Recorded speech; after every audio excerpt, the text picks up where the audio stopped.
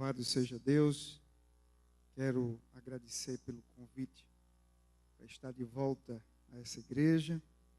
Parabenizar por essa iniciativa, que, como disse o reverendo Nicásio, certamente é uma iniciativa do Espírito Santo. Só o Espírito Santo é que promove no nosso coração esse desejo de querer mais da sua graça e do seu poder. Amém?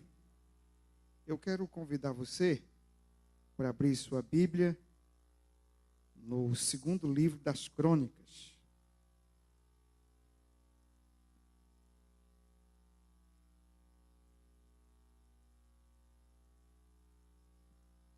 Capítulo de número 34.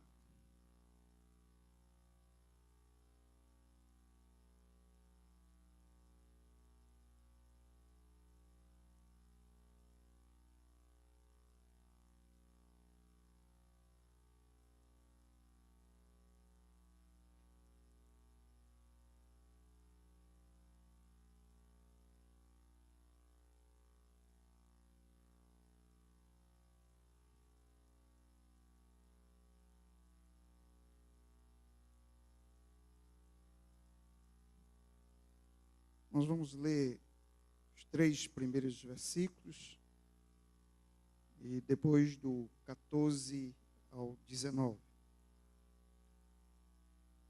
que diz assim: Josias tinha 8 anos quando começou a reinar e reinou 31 anos em Jerusalém. Ele fez o que era correto diante do Senhor e seguiu os caminhos dos seus antepassados, do seu antepassado Davi, sem se desviar deles nem para a direita, nem para a esquerda. Pois no 8º ano do seu reinado, sendo ainda jovem, começou a buscar o Deus de seu antepassado Davi. E no 12º ano, começou a purificar Judá e Jerusalém dos altares, das colinas, dos postes ídolos e das imagens esculpidas e de fundição. No verso 14 a 19, ainda do capítulo 34. Quando estavam tirando a prata que se tinha trazido ao templo do Senhor, o sacerdote Ilquias achou o livro da lei do Senhor, dada por intermédio de Moisés. Ilquias disse ao escrivão Safã: achei o livro da lei do templo do Senhor, e entregou o livro a Safã. Safã levou o livro ao rei e contou-lhe: teus servos estão fazendo tudo quanto lhes encomendou. Tomaram a prata encontrada no templo do Senhor e entregaram nas mãos dos superintendentes, nas mãos dos que fizeram a obra. O escrivão Safã falou ainda ao rei: o sacerdote Ilquias entregou-me um livro, e Safã o leu diante do rei. Quando ouviu as palavras da lei, o rei rasgou as suas vestes. Amém? Deus aplique a sua palavra em nossos corações. Os irmãos podem assentar.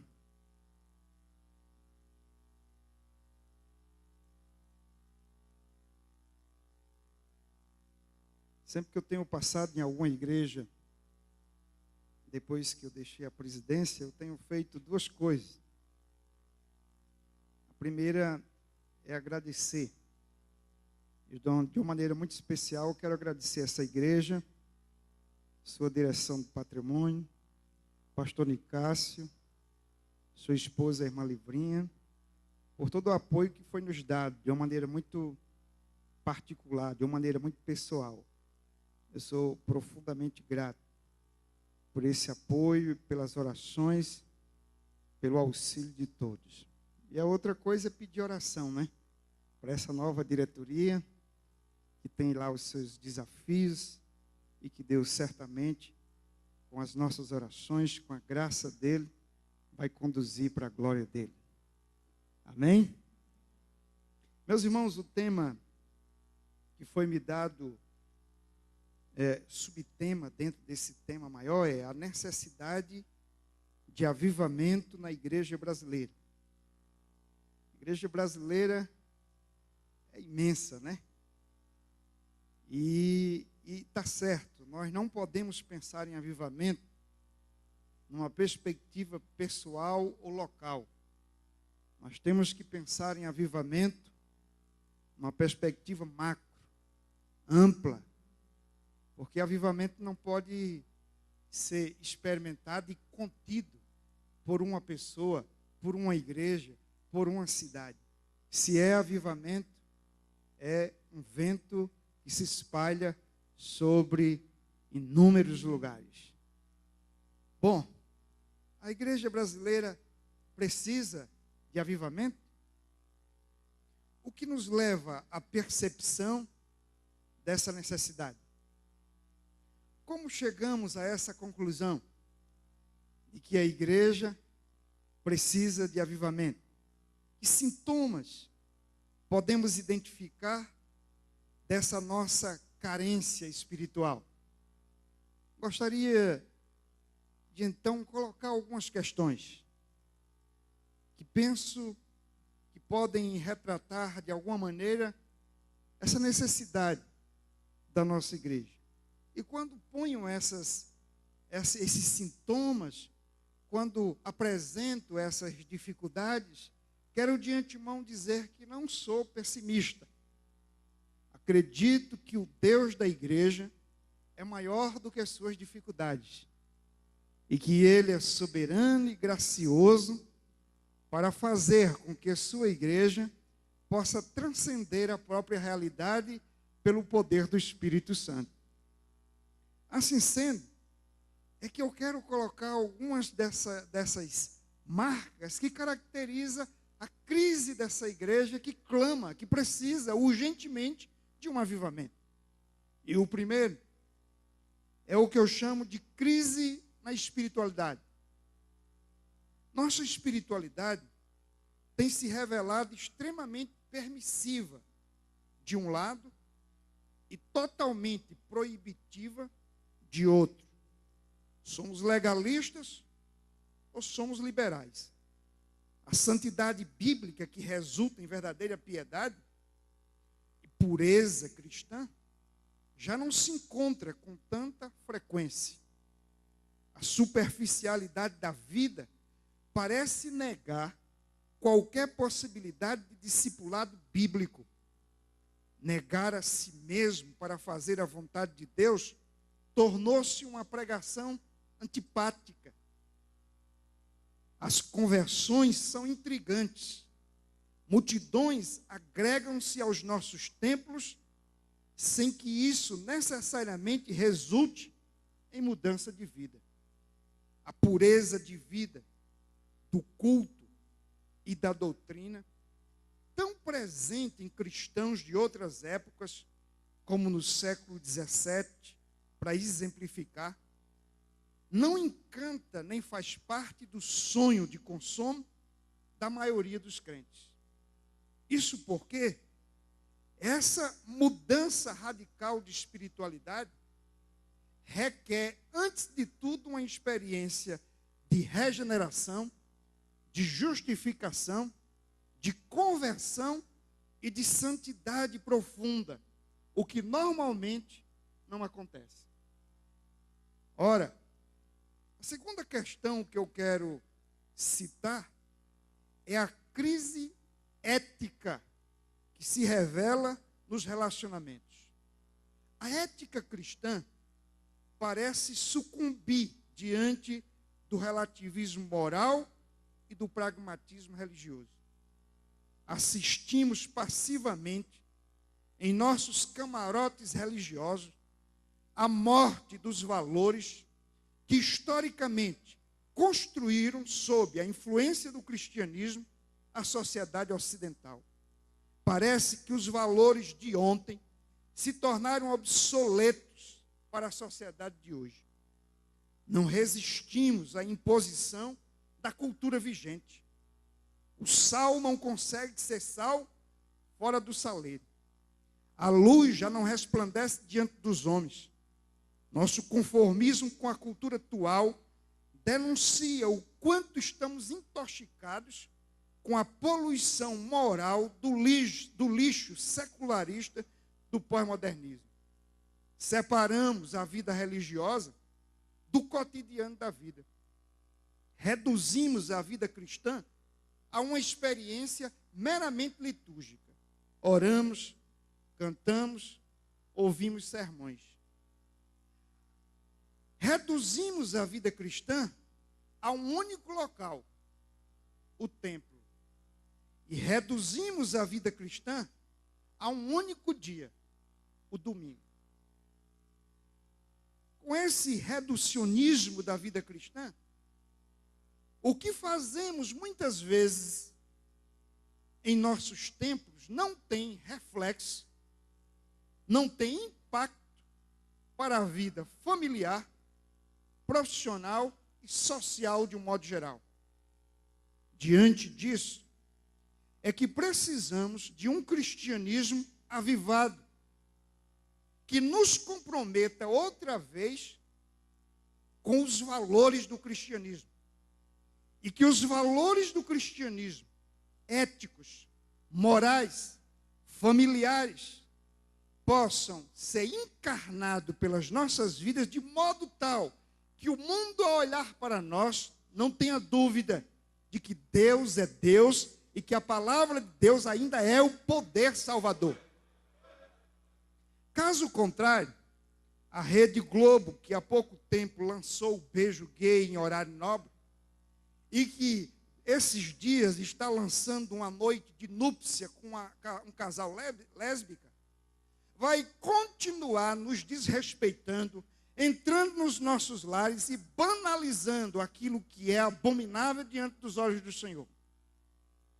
Mas para que isso aconteça, é preciso que os meios de comunicação, as universidades e todos aqueles que fazem questão, os poderes públicos, que fazem questão de normalizar, que fazem questão de divulgar e de massificar aquilo que outrora era uma exceção e feito em oculto, caso contrário, eles vão continuar levando isso adiante.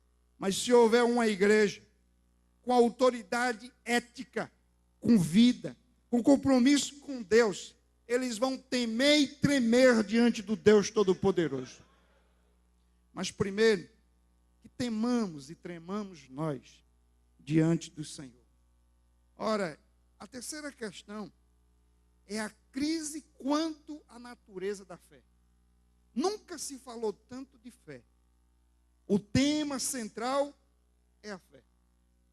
E não porque estejamos resgatando os dias de Lutero. Não porque a temática em torno da fé seja a busca da justificação. Não.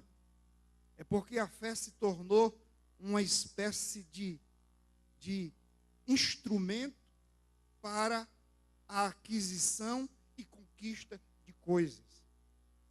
Assim sendo, o padrão que norteia a nossa fé se manifesta normalmente com uma dupla face. Temos a face que se revela numa ortodoxia morta, beirando ao ceticismo, isto é, não consegue crer em nada. São aqueles que vivem da especulação teológica apenas no plano intelectual. Deus não é mais do que um objeto de estudo. Conhece Deus apenas no campo da inquirição, da ciência religiosa e da pesquisa metodológica. São neófitos e lhe faltam experiência com o Deus estudado. O resultado é orgulho espiritual, soberba intelectual, e presunção do conhecimento adquirido. Ora, diante disso, essas pessoas tornam-se intolerantes, donos da verdade e arrogantes. O discurso é, no entanto, mortífero. Gente morta, pregando uma mensagem morta para uma igreja que clama por vida. Isso não leva a lugar nenhum. A outra face também não leva. É a face que se envereda no caminho do misticismo, resultando em promiscuidade espiritual, cuja multiplicação de crendices converge para que tenhamos um tipo de paganismo evangélico. A verdade é que o sincretismo religioso atual não respeita nenhuma fronteira. Assim é que, sem pedir licença, seduz a muitos crentes e líderes, usando, é claro, as promessas atraentes de sucesso, de bênção, de espiritualidade triunfalista e de um pseudo-poder que não produz ética, unidade, humildade, regeneração, nem piedade. Diante disso, precisamos de um avivamento que nos leve a uma fé que produz obras, a uma fé que desemboca em obediência, a uma fé que produz o fruto do Espírito, a uma fé que, acima de tudo, olha para Deus e contempla a sua glória e reconhece a sua supremacia, a sua majestade e a sua grandeza. Quarto lugar, a crise que indica a necessidade de avivamento dessa igreja é de caráter doutrinário. Outrora, os crentes eram conhecidos como o povo de um livro, a Bíblia.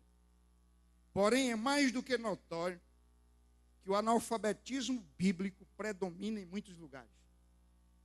É muito comum encontrarmos crentes, seminaristas, presbíteros e até pastores que nunca leram a Bíblia toda uma só vez.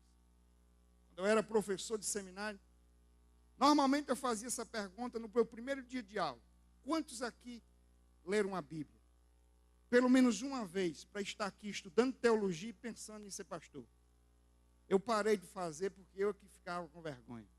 E depois eu não queria forçar ninguém a mentir. Mas o fato é que parece que nós queremos falar de Deus sem conhecer a revelação de Deus, que é a sua palavra.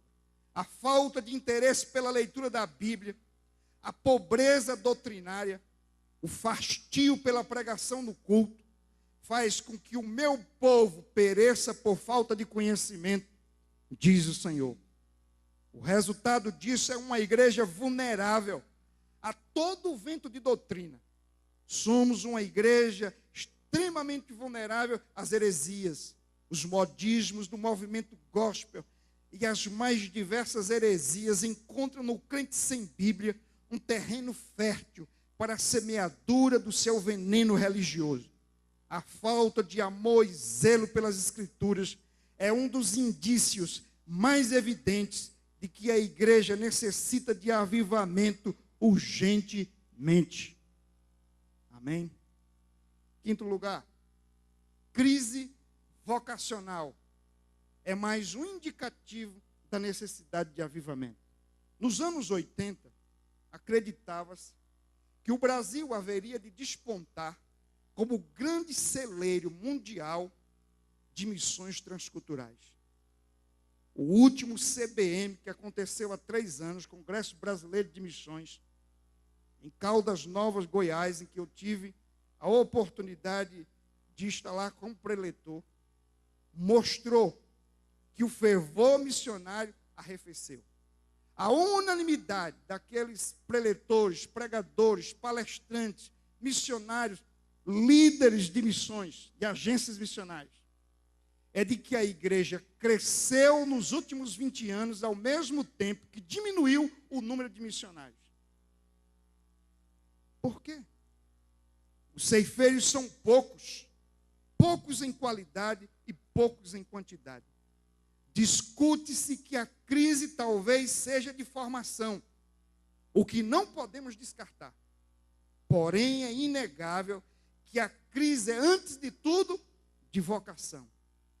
Falta densidade ou estatura espiritual aos vocacionados dos nossos dias. Paixão e fervor. O senso de renúncia e o comprometimento com o reino de Deus arrefeceu na medida em que o secularismo minou a espiritualidade da igreja. A tendência é a terceirização da obra de Deus. Ninguém encontra tempo para o serviço do mestre. Há uma carência de voluntários para o serviço mais comum da vida da igreja. A gente até paga para alguém fazer, mas já não disponibilizamos para sermos as mãos de Deus na realização da sua obra. Somos uma igreja que evangeliza pouco ou quase nada. Parece que evangelizar é missão do outro, é missão do amanhã que nunca chega. Precisamos de um avivamento que desenterre os dons, que renove no coração da igreja as diferentes vocações. Tempos de avivamentos são tempos de grande despertamento vocacional. São tempos de poderoso avanço na obra missionária. São tempos de grande colheita. São tempos em que a igreja cresce, o reino de Deus avança e o inferno recua porque é saqueado pelo poder do Espírito Santo. Leiam a história dos avivamentos e vocês verão que uma das marcas dos grandes avivamentos é gente dizendo: eis-me aqui, deixando tudo, abandonando tudo para servir o mestre. Afinal de contas, eles descobriram que vale a pena servir ao Senhor. Finalmente, eu trago uma sexta crise do nosso tempo, que apela para avivamento. A crise na adoração. O alvo supremo de tudo é a glória de Deus. O culto e a adoração têm como objetivo a glória do Todo-Poderoso. O que somos e o que temos, nossos sonhos e projetos, converge para Ele, pois afinal tudo é dele, por Ele e para Ele. Porém, o que vemos em muitos lugares é o exibicionismo do cantor, a ostentação do pregador, a atração da celebridade que ofusca o Deus da glória. Precisamos de um avivamento que devolva a centralidade do culto, da vida e da pregação a Deus. O culto à personalidade, a idolatria do ego, a primazia da vontade humana, o desejo obstinado pelo pódio, tudo isso é inaceitável para servos que sabem que um dia todo joelho vai se dobrar e toda língua vai confessar que Jesus é o Senhor, para a glória de Deus Pai. Em tempo de avivamento, o clamor é aquele de Isaías: ai de mim, sou um homem de lábios impuros, estou diante do Deus Todo-Poderoso. Necessitamos de um avivamento que resgate o culto com a alma, a alegria e o júbilo de coração, a gratidão e a reverência, o temor e a comunhão, o contentamento e a satisfação em Deus. E aí, nós adoraremos. E o Senhor será adorado em espírito e em verdade. Nos dias de Josias, quando o quadro era de apostasia, idolatria, corrupção moral e de um declínio generalizado, seguido de eminente juízo. Dentre as causas principais, temos o registro de que o livro da lei havia se perdido. Josias assume o reinado muito jovem e tem o desafio de mudar aquele quadro. No primeiro momento, ele só dispõe da tradição oral, recebida dos seus antepassados. Uma segunda fase do seu reinado, já no 18º ano, ele é abençoado com a redescoberta do livro da lei. Quando comparamos a igreja brasileira com o Israel do rei Josias, vemos que o ensino, a ética, o culto e a santidade de vida deram lugar a uma religiosidade alienante, mística e inconsequente. O missionário Ronaldo Lidório, ao prefaciar o livro do Eugene Peterson, de nome Coma este livro, adverte quanto aos perigos da presente linha bíblico-teológica que predomina na igreja brasileira. Aponta ele 3 questões. Primeiro, a substituição do caráter pelos resultados no perfil do cristão. Ou seja, qual é o perfil ideal do cristão? Não é exatamente aquele que tem caráter, é aquele que produz algum resultado.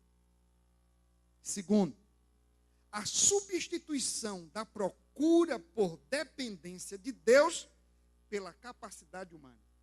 Isto é, o homem passou a confiar mais em seus próprios talentos, capacidades e preparo do que no Deus que chama, vocaciona e capacita.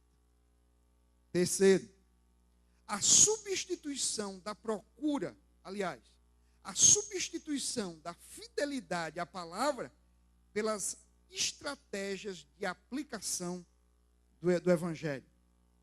Ou seja, entre o método e a palavra fica em segundo plano e se assome métodos, modelos, modismos, mesmo que ele contradiga a palavra, porque a metodologia assumiu o lugar do Evangelho. Voltemos-nos para o texto e façamos uma pergunta. Qual o impacto do avivamento realizado por Deus nos dias do rei Josias? Quando nós olhamos para o que aconteceu naqueles dias, nós ficamos certos de 2 coisas. Primeiro, de fato, precisamos de avivamento. A segunda é que nós não podemos fugir disso. Queremos avivamento. E qual foi o impacto? Primeiro impacto do avivamento nos dias do rei Josias. Trouxe reforma para o coração, produzindo uma espiritualidade sadia. Amém? Meus irmãos, no 8º ano do reinado, esse jovem tinha 16 anos. Assumiu com 8 com mais 8, 16. Então, o que foi que ele fez? O verso 3, aliás, diz assim: pois no 8º ano do reinado, verso 3 do capítulo 34, pois no 8º ano do seu reinado, sendo ainda jovem, começou o quê? A buscar a Deus, o Deus de seu pai Davi. E no 12º ano, começou a purificar Judá e Jerusalém. Qual foi, ou como se deu o começo desse grande avivamento? Alguém começou a buscar a Deus. Às vezes, quando a gente pensa em avivamento, a gente pensa em alguma coisa do outro mundo.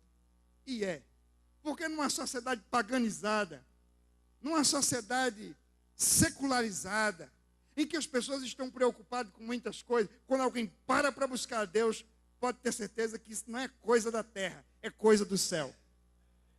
E esse rapaz começou a buscar a Deus quando não havia referência na presente geração. Ele fez o quê? Ele foi no passado. Sempre vai haver alguma referência em que nós possamos nos espelhar e dizer, é por aqui que eu tenho que ir. Nada é mais extraordinário do ponto de vista de Deus do que quando um homem se inclina para buscá-lo de todo o coração. Nossa busca, nessa busca, Deus é o seu alvo supremo. Pelo simples e suficiente fato de que Ele é Deus. Você busca Deus só porque Deus é Deus e isso basta. Busca-se a Deus em devoção e por lealdade, em intenso desejo de alma e de coração. Por outro lado, o cronista ensina que a maldição do juízo só cessa e dá lugar à bênção quando há intensa busca. Se o meu povo, que se chama pelo meu nome, segundo as Crônicas 7,14. Quem busca a Deus revela humildade e dependência, devoção e humilhação. Eis aí o caminho da verdadeira espiritualidade. O secularismo e o materialismo, o pragmatismo e o imediatismo tiraram de nós o que existia de mais especial na vida cristã, a devoção a Deus. E é isso que o avivamento traz de volta. A busca de Deus. Vida de devoção é vida centrada na leitura, no estudo e na meditação da palavra. É vida de jejum, de oração, de consagração e de comunhão com o Deus vivo. É aí então que nasce a espiritualidade reflexiva, consistente, que produz caráter, firmeza e relacionamento íntimo e pessoal com o Deus que transcende, mas que também habita conosco. Ora, é interessante observar que apesar de ter apenas a tradição oral das Escrituras e um contexto de profunda crise espiritual e religiosa, Josias se voltou para a história e se inspirou num referencial capaz de fazer diferença. Afinal, o que o livro das Crônicas vai mostrar, tanto no primeiro como no segundo, é que mesmo nos tempos de apostasia, Deus tinha um compromisso de fidelidade com alguém, e esse alguém era Davi, porque ele havia feito uma aliança com Davi, e porque Davi havia sido um homem segundo o seu coração. Então, quando ele busca alguém como resgate desse legado, esse alguém é Davi. Josias começou pelo melhor começo. Começou com Deus. Começou dependendo de Deus. E começou glorificando a Deus.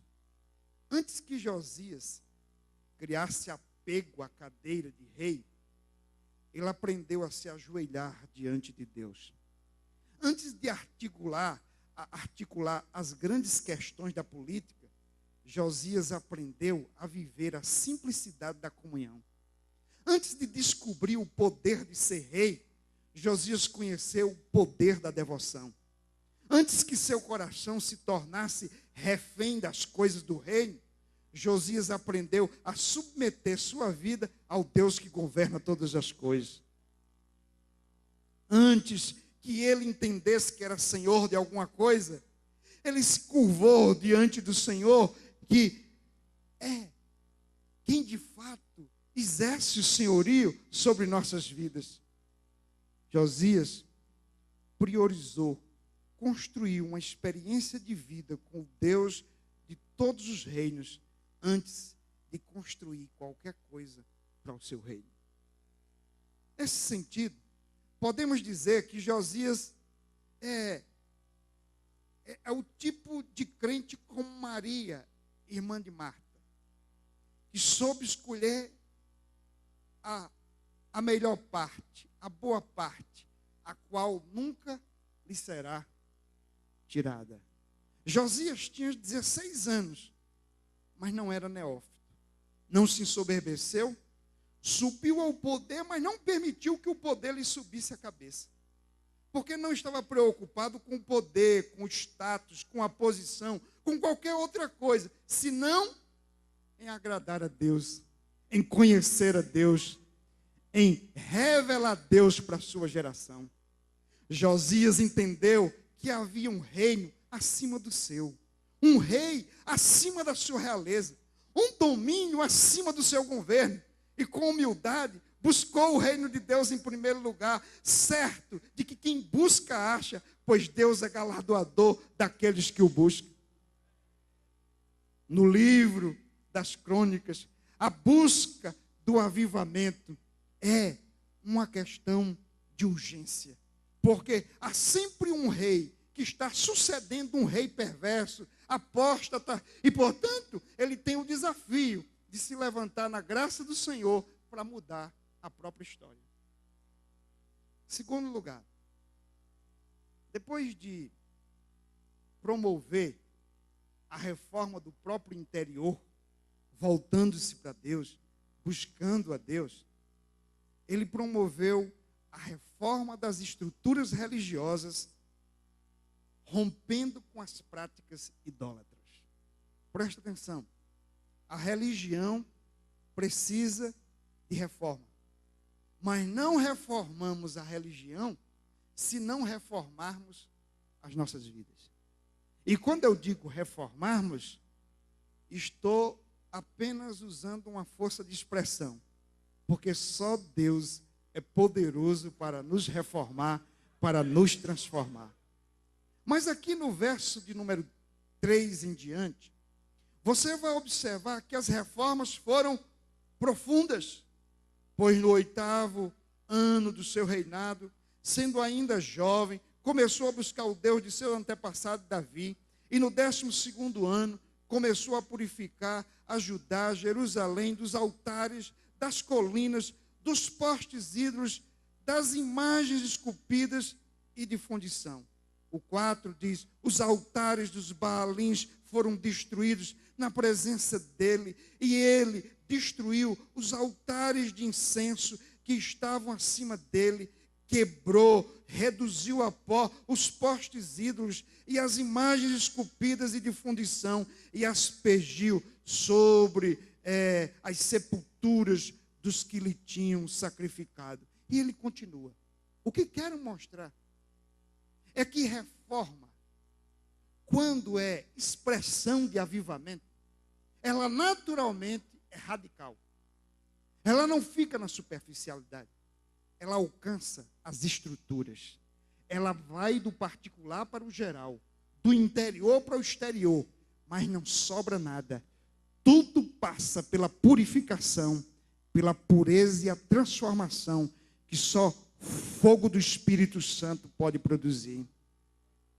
Meus queridos, é importante observar que a tendência natural de uma religião sem Bíblia é desembocar em ideologia ou se converter em idolatria. É uma tendência natural. Em ambos os casos, o que temos é o teocentrismo dando lugar ao humanismo. Na idolatria ou na ideologia, é o homem querendo tirar Deus do centro e ele mesmo se colocando com suas ideias, com suas práticas, com seus projetos. A religião, assim, se torna fraca e incapaz de cumprir com seu propósito. A religião que desemboca em ideologia é quando o homem almeja que Deus se torne um servo condicionado à sua própria visão, a serviço dos seus ideários políticos, econômicos, sociais, religiosos e culturais. Deixa eu dar um exemplo, sem condená-lo, até porque entendo o seu contexto. Mas o profeta Jonas achou que podia reduzir a mensagem salvadora e o propósito soberano de Deus numa ideologia pessoal. Uma vez que ideologicamente, politicamente, Nínive era um inimigo de Israel, ele achou que Deus não poderia salvá-lo. Mas Deus não apenas achou que poderia salvá-lo, como poderia usar Jonas contra a sua própria vontade para mostrar que ele é Deus dos deuses. A religião, quando desemboca em idolatria, também é o homem almejando, de alguma maneira, uma divindade que ele possa domesticar. Por que é que as pessoas trocam o Deus verdadeiro? por uma divindade qualquer? Por que a tendência dessa cultura de querer apequenar Deus? De querer reduzir Deus num Deus em que as pessoas decretam o que Ele faz, reivindicam e Ele é obrigado a fazer, põe Deus no canto da parede e exige que Deus se renda aos seus caprichos. Ora, meus irmãos, quando é que um filho precisa cobrar de um pai? Quando ele é relapso. Um pai que ama o seu filho e cumpre com seus deveres, o filho nunca vai dizer para o pai o que o pai tem que fazer. Imagine você chegando para Deus, que é um pai justo, perfeito, bondoso, e que é incomparável com qualquer pai de terreno, e você dizendo para ele o que ele tem que fazer, a hora que ele tem que fazer e o jeito que ele tem que fazer. Mas por que as pessoas fazem isso? Porque as pessoas têm dificuldade de se relacionar com um Deus que elas não podem abraçar e colocar numa caixa de fósforo, que não cabe na sua mente, que não cabe nos seus projetos. Então, é necessário que eu apequene Deus para domesticar Deus. Tipo, no catolicismo romano, quando alguém pega o Santo Antônio e vira de cabeça para baixo para obrigá-lo a cumprir com suas demandas de consumo, quem sabe um casamento. Assim, mais ou menos entre junho e julho. Mas isso não acontece com Deus. Ninguém pode domesticá-lo. Ele é o Deus que criou os céus e a terra. A terra e o céu não podem contê-lo. Ele é o glorioso e eterno, todo-poderoso. Para um contexto sincretista e apóstata, exige uma liderança comprometida com a palavra de Deus, que não se desvie nem para a direita nem para a esquerda. Gosto do verso 2, quando diz assim: ele fez o que era correto diante do Senhor e seguiu os caminhos do seu antepassado Davi, sem se desviar deles, nem para a direita nem para a esquerda. O problema, meus irmãos, daqueles dias não é muito diferente de hoje. Naqueles dias, Josias saiu quebrando e reduzindo a pó e queimando todos os resquícios de ídolo, numa demonstração de que reforma só é reforma quando tira do centro os ídolos que tomam o lugar de Deus no coração do povo. Nosso problema hoje é mais sério, porque a idolatria deu lugar a um mal maior, chamado hoje de egolatria. Qual é a diferença? Na idolatria se adora um ídolo, na egolatria se adora o próprio ego. E é mais fácil tirar um ídolo da parede do que se livrar da própria egocentricidade. Por isso que o Senhor disse: quem quiser vir após mim, antes de tudo, negue a si mesmo. Porque se negar a si mesmo, nega o ídolo. Mas às vezes as pessoas negam o ídolo, mas não negam a si mesmo e estão dizendo: eu sou Deus da minha própria vida. O apóstolo Paulo entendeu isso e disse: eu não mais vivo, é Cristo que vive em mim. Porque eu morri com Ele, e com Ele eu ressuscitei para uma nova vida. Se quisermos uma religião avivada, temos que reformar o coração. Não existe espiritualidade destituída de regeneração e observância dos mandamentos. Qualquer ideia de reforma sem esses requisitos é perda de tempo, é mais um modismo. O livro dos Reis nos acrescenta a informação de que nessa época, na casa do Senhor, havia uma casa de prostituição. 2 Reis, capítulo 23, verso 7, quando narra essa mesma história, diz que na casa do Senhor havia uma casa de prostituição. E que também havia um altar em Betel. Veja que a capacidade de unir pecado e religião, tudo com status de espiritualidade, é uma marca do paganismo que se repete nos nossos dias. Perceba que a tentativa de uma religião humanista é moldar Deus ao seu padrão aético e imoral, numa tentativa de reduzir a vida religiosa a um prazer desmedido. Precisamos urgentemente de uma reforma da religião evangélica, que resgate nossas origens de protestante. É preciso protestar contra essa religião idólatra e humanista, cuja finalidade é o próprio homem e cujo Deus é o seu próprio ventre, como dizia o apóstolo Paulo escrevendo aos Filipenses, no capítulo 3, versos 18 e 19. Pois muitos andam entre nós, dos quais repetidas vezes eu vos dizia, e agora vos digo, até chorando, que são inimigos da cruz de Cristo. O destino deles é a perdição. O Deus deles é o ventre. E a glória deles está na sua infâmia, visto que só se preocupam com as coisas terrenas. Que Deus nos faça amar o céu. Há uma geração cujo coração se transformou numa fábrica de bezerros de ouro.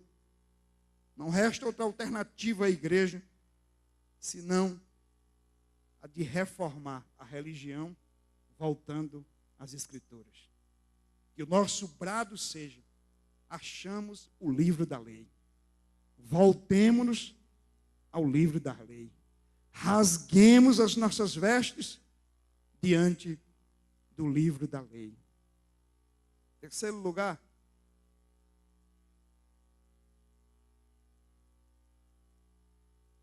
o terceiro impacto desse avivamento é o impacto da redescoberta e a aplicação prática das Escrituras para a vida do povo.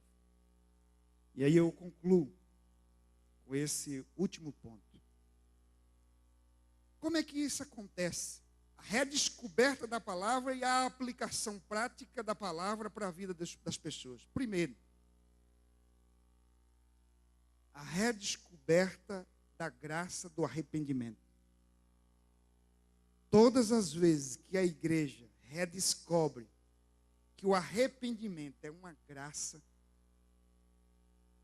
a igreja reencontra o caminho da verdadeira conversão. Quando o livro da lei foi achado por Ilquias e lido por Safã, o rei rasgou as suas vestes, num ato de quebrantamento e humilhação. Sinais evidentes do verdadeiro arrependimento. Para Josias ficou evidente que Deus é o Deus que fala. O fato de Deus falar, ensinar, corrigir, advertir, já é prova da sua graça para com seu povo. Essa graça, por sua vez, produz o arrependimento e livra do juízo vindouro. Não existe bênção maior do que quando somos alcançados pela graça do arrependimento, como caminho de retorno a Deus da sua palavra. Outro dia um jovem da minha igreja me procurou e disse: pastor, eu pequei. E então ele me narrou em detalhe o seu pecado. Ele disse: pastor, só tem um problema, eu não estou arrependido. Eu digo: graças a Deus pela sua sinceridade. Eu disse: minha única esperança é que, apesar de tudo, apesar da tragédia do que você cometeu, e de você admitir que não está envergonhado, nem enojado com a sujeira do seu pecado, mas eu tenho uma esperança, é que pelo menos você não está sendo hipócrita. Eu disse: faça uma coisa. Eu li a palavra para ele e disse: vá para casa, dobre os seus joelhos e clame a Deus por arrependimento. Porque se Deus for gracioso e Ele colocar o arrependimento no seu coração, isso é prova de que Ele te ama e Ele quer te resgatar desse abismo que você mergulhou. Mas preste atenção, se Deus não te der o arrependimento, é porque o juízo dele caiu sobre tua vida. E ai de você, meu querido. A partir de agora, Deus te entrega ao teu próprio pecado, como diz Romanos capítulo 1. E ele foi para casa. E uma semana depois, ele disse: pastor, eu quero falar com o senhor. E ele chegou no lugar dele: pastor, eu estou leve. Eu alcancei o arrependimento do Senhor. Eu estou enojado pelo meu pecado. Meus queridos, não tem graça maior do que essa. Quando a gente cria pelo pecado o mesmo nojo que Deus tem, quando a gente consegue ver a feiura do pecado, e então, isso é graça. Porque quando a gente ainda continua de mão dadas com o pecado, ou achando que o que a gente fez não foi muito feio, não foi muito horrível, então nós mesmos devemos questionar até que ponto a graça de Deus nos alcançou. Veja Davi no Salmo 51. Ele disse que muitas vezes tentou colocar o pecado debaixo do tapete religioso. Mas até que ele percebeu que finalmente ele era corrompido em seu próprio coração. E o clamor dele é: Senhor, crie em mim um coração novo. Amém? Meus irmãos, esse livro não estava onde deveria estar. O livro da lei havia se perdido. E por que esse livro ele não estava onde ele deveria estar? Porque alguma coisa havia tomado o lugar da palavra no coração das pessoas. E se a palavra de Deus não é o centro da vida do povo de Deus, o povo se corrompe. Só a exposição das Escrituras resgata sua autoridade diante do povo. E só quando a autoridade da palavra é resgatada diante do povo, o povo rasga suas vestes e se volta para Deus. Quando o juízo de Deus vier sobre a nação, e o julgamento de Deus começa com sua casa, só uma coisa isenta o seu povo desse juízo: a graça do arrependimento.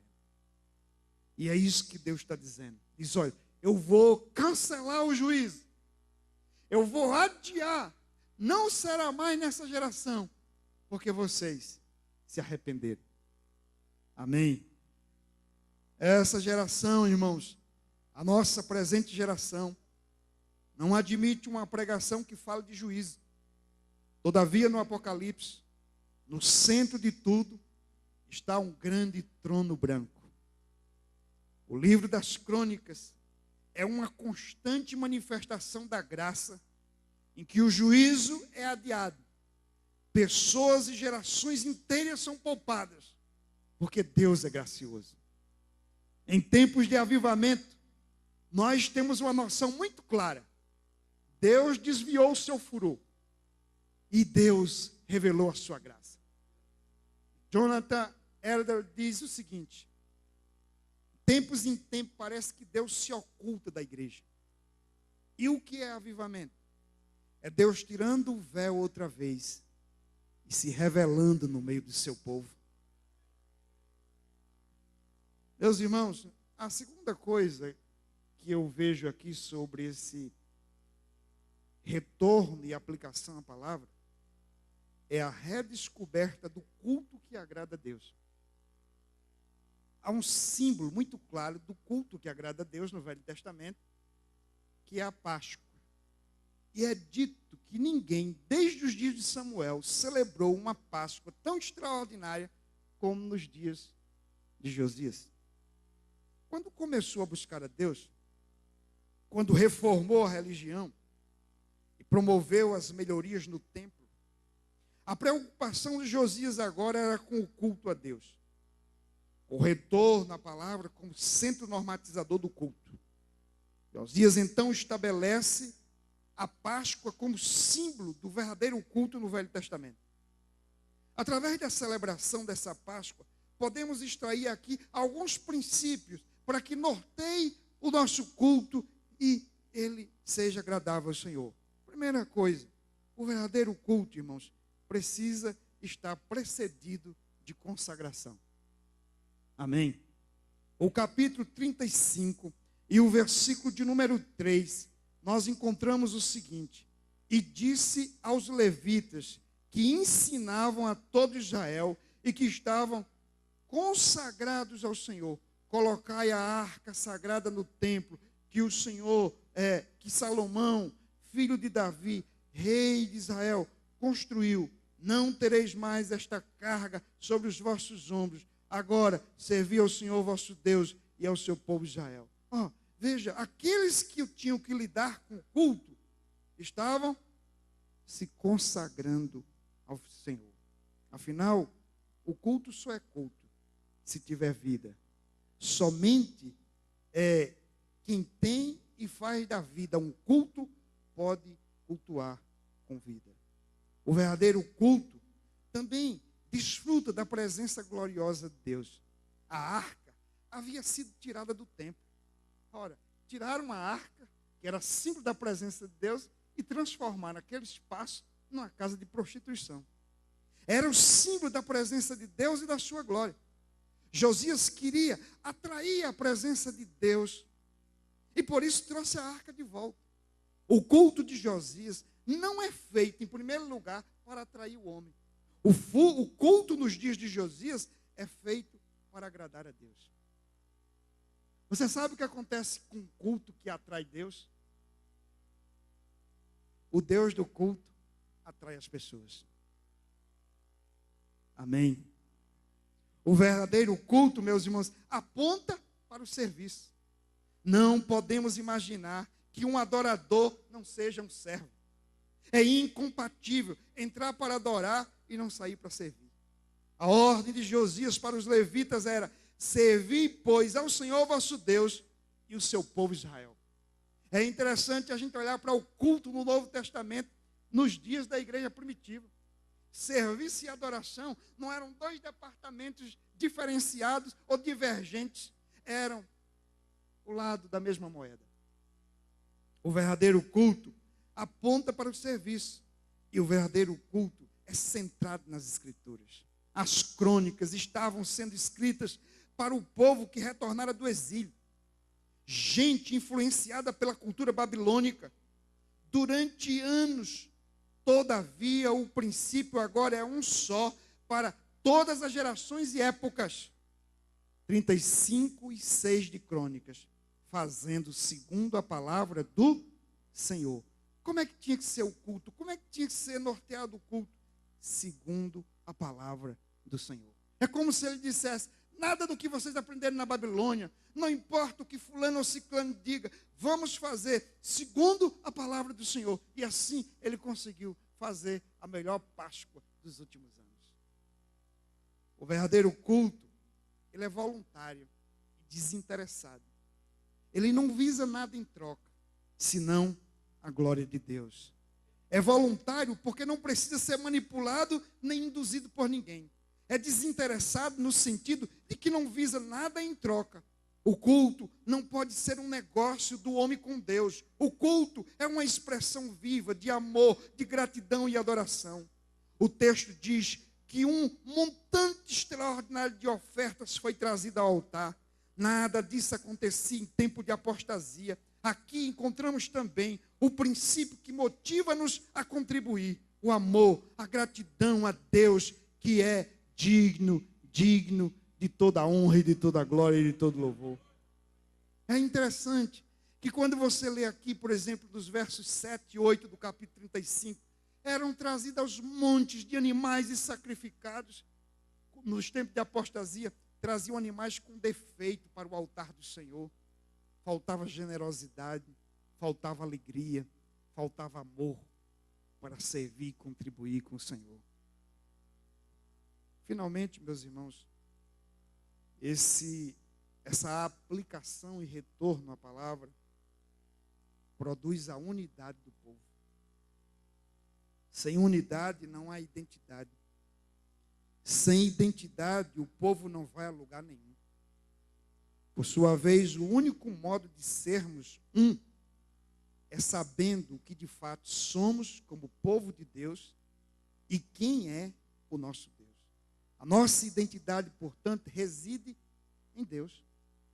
A nossa identidade de povo tem a ver com o que somos em Deus. É por isso que sem palavra não há unidade. A unidade da igreja primitiva estava na doutrina. A doutrina dos apóstolos era o vínculo com o qual o Espírito Santo trabalhava. Efésios 4:3. Havia entre os judeus uma divisão histórica que se originara nos dias de Roboão, filho de Salomão, e o Jeroboão lá, Roboão e Jeroboão, gerando a divisão, reino do norte, reino do sul. De um lado a capital era Samaria, reino do norte, com Jeroboão. Do outro lado, o reino do sul, a capital era Jerusalém, com Roboão. O reino está dividido. Mas o que é mais importante aqui é que nos dias de Josias foi apregoada uma unidade. A reforma religiosa, diz os versos 5 a 7 do capítulo 34, envolvia nortistas e sulistas. O verso 3 do capítulo 35 diz que o serviço deveria beneficiar todo Israel.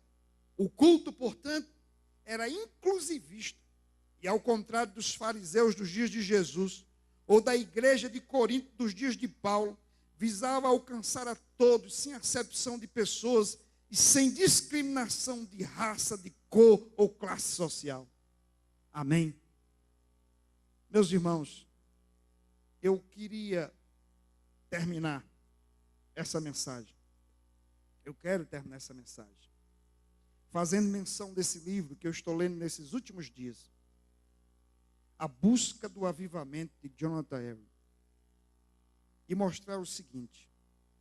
Esse homem, ele abriu a sua Bíblia em Zacarias. Abra a sua Bíblia em Zacarias. Esse homem experimentou um avivamento nos Estados Unidos em 1734 e 35. E depois esse avivamento arrefeceu.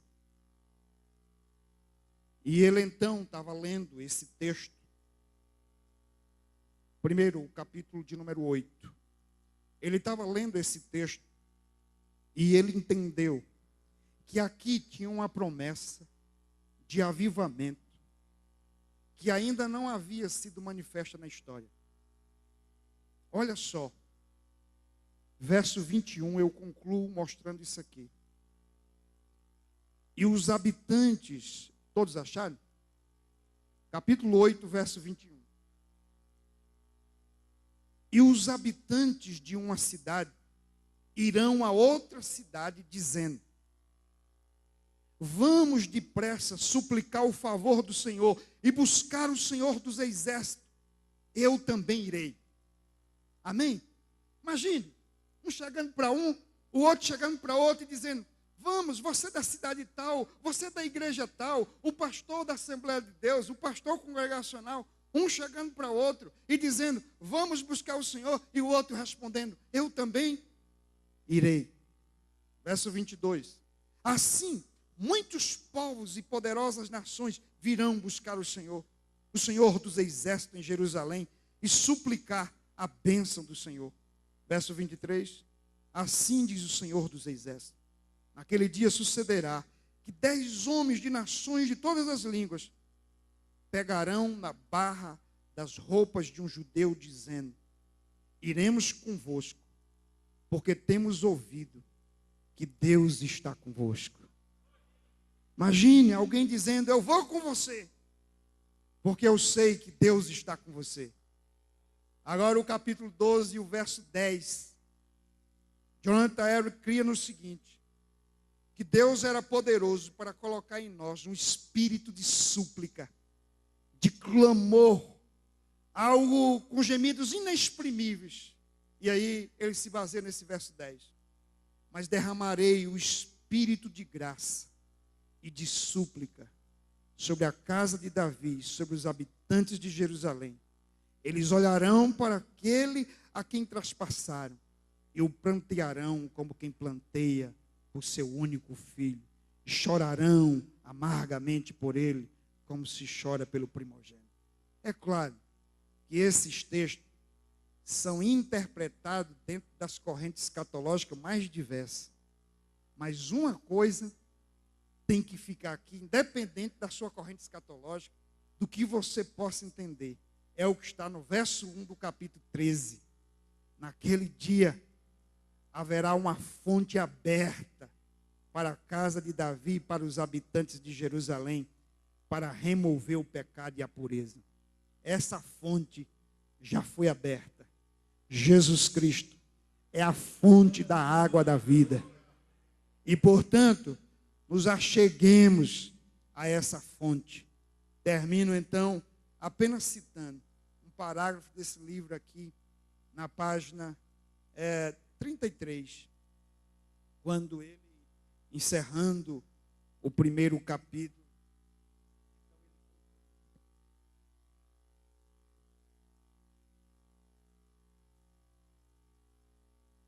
de todo podemos inferir que essa oração é muito apropriada e agradável a Deus, porque muitos em diferentes partes do mundo, mediante uma aliança explícita, entram em união visível e oração extraordinária, diligente, fervorosa e constante, buscando aquele copioso derramar do Espírito Santo, o qual promoverá o avanço da igreja e do reino de Cristo. Avanço tantas vezes prometido por Deus para os últimos dias do mundo. E por essa razão, portanto, deduzo o dever que tem o povo de Deus de propor um método para essa união em oração extraordinária em prol da grande misericórdia. Portanto, o método era esse. Cada um se juntando ao outro. Cada crente se juntando ao outro. Cada igreja se juntando a outra igreja. Cada cidade a outra cidade. E todos buscando o grande e glorioso avivamento do Senhor. A igreja brasileira precisa de avivamento? Certamente. Então, Senhor, se a igreja brasileira precisa de avivamento, eu sou igreja brasileira. Eu preciso de avivamento. A começar de mim, sopra dos quatro ventos do Espírito e enche a tua igreja. Amém? Fica de pé na presença do Senhor. Senhor bendito, nós estamos na tua presença gloriosa, porque na tua presença há fartura de alegria. Nós queremos, meu Deus, esse avivamento proposto pela tua palavra. Avivamento que historicamente o Senhor realizou, quando manifestou o teu poder e a tua glória em muitos momentos da história. Mas, Senhor, nós queremos olhar para o futuro e crer que o Senhor pode derramar hoje e amanhã águas vivas sobre nós, torrentes de água viva sobre o teu povo. Por isso, Senhor, nós clamamos a ti nessa noite, que segundo a graça do teu poder, produz no nosso coração, Senhor, confissão, arrependimento, conversão genuína, para que nos voltemos a ti e busquemos a tua face como o rei Josias buscou. Porque se buscarmos o Senhor de todo o nosso coração, nós te acharemos. O Senhor se deixará achar. O Senhor revelar-se-á no nosso meio, revelará a sua glória, e nós, Senhor, veremos o avanço do teu reino sobre a terra. Senhor, nós não suportamos mais ouvir falar de escândalos, Senhor. Nós não suportamos mais ver o teu nome, Senhor, sendo jogado diante dessa geração, como se não tivesse majestade, como se estivesse despido de glória. Não, Senhor, vem e refaz a autoridade da tua igreja nessa geração. Refaz, Senhor, a autoridade da tua palavra, Senhor, pregada nos púlpitos das igrejas, Senhor, e que o Espírito Santo sopre, que produza no nosso coração o inconformismo com essa realidade, e que busquemos, Senhor, aquilo que ainda é desconhecido por nós, mas que está prometido na tua palavra, e que o Senhor é poderoso para cumprir, e que o Senhor é glorioso para realizar, Senhor. E aí pecadores se converterão, moças, rapazes serão chamados, vocacionalmente despertados. Um grande movimento missionário acontecerá nesse país e em outras nações. Pecadores se converterão, os homens abandonarão o seu materialismo e se voltarão para os céus, e o Senhor será Deus, e os ímpios se prostrarão, e os homens te temerão, porque, Senhor, não há Deus como o Senhor. Tu não és um Deus feito de prata e de ouro. Tu és o Deus eterno, que criou os céus e a terra, que enviou o seu Filho Jesus Cristo, o Verbo que se fez carne, cheio de graça, cheio de verdade, e a sua glória era glória como a do Pai, Jesus Cristo. Tu morreste numa cruz, mas ao terceiro dia o Senhor ressuscitou. O Senhor está à direita de Deus e intercede pelos seus. E aqui nós pedimos que a tua intercessão, que os gemidos inexprimíveis do Espírito Santo, que o nosso clamor chegue até o trono da graça, e que mediante o teu agir soberano, interventor na história da humanidade, vejamos ainda nessa geração o esplendor da glória de Deus, a magnitude do teu poder. E então, Senhor, nós nos prostraremos e daremos a ti a honra, a glória, o louvor que só o Senhor é digno de receber. Senhor, eis-nos aqui nessa noite, como pedintes, te clamamos e dizemos, ó Senhor, que não tarda esse avivamento, porque nós estamos cansados da mesmice das nossas próprias vidas, do nosso fastio espiritual, da nossa incapacidade de te buscar com ardor e fervor, de te servir com mais dedicação. Senhor, aceita a nossa confissão, perdoa o nosso pecado e visita a tua igreja, a começar de nós, em nome de Jesus. Em nome do teu Filho Jesus, nós oramos agradecidos. Amém, e amém, e amém. Amém. Pode assentar. Meus queridos, além desse livro, é um livro da editora Cultura Cristã, eu quero indicar mais dois livros. Um é de John Armstrong, da editora Vida, e o outro, Lloyd Jones, sobre avivamento. Que nós possamos ler literatura sobre avivamento, porque isso faz a gente desejar avivamento. Que possamos sentir o cheiro da boa comida. Quando a gente está com fome, que a gente passa no lugar e uma comida começa a cheirar nas nossas narinas, a fome aumenta. Eu diria que ler livros sobre avivamento é sentir o cheiro de uma boa comida. E aí, a fome aumentando, a gente vai querer mais. Que Deus nos abençoe.